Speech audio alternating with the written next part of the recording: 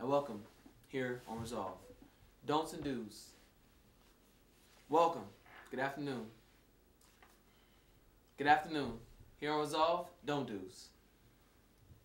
When walking up to someone, stranger or friend, please do not ask, "Are you in school?"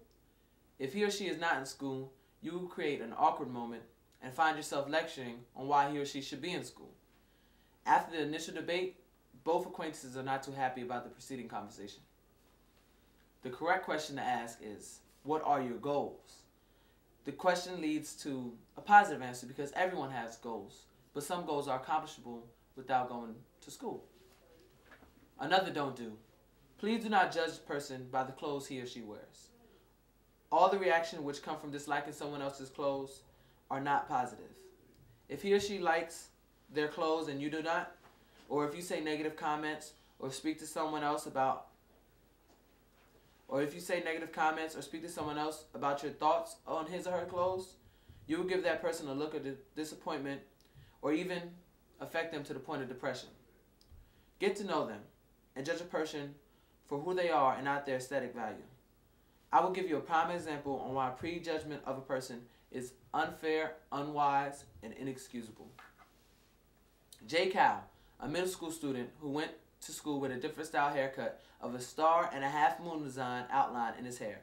Due to his haircut, he could not go back to school because the school system said his haircut design was gang affiliated. They thought he was in a gang because he wore a red t-shirt to school. His mother said the star and half moon represented her son's favorite team, the Dallas Cowboys.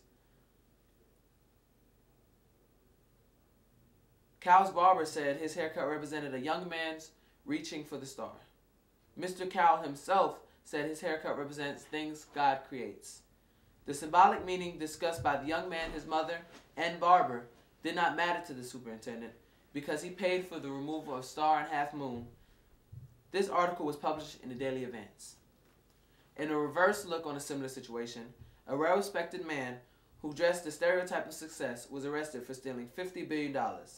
70-year-old Bernard Madoff was arrested after confessing of a scheme to pilfer an abundant sum of money from unsuspecting stockholders and investors to his fellow co-workers.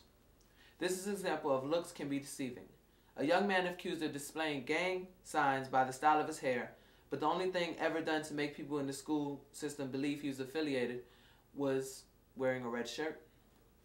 A man whose outward appearance gave off a deceptive notion of professionalism ended up being the biggest criminal. So think about that the next time you look at someone whose shoes are a little old or whose clothes may not have cost as much as yours do. That person may have a heart of gold. Thank you and have a wonderful day.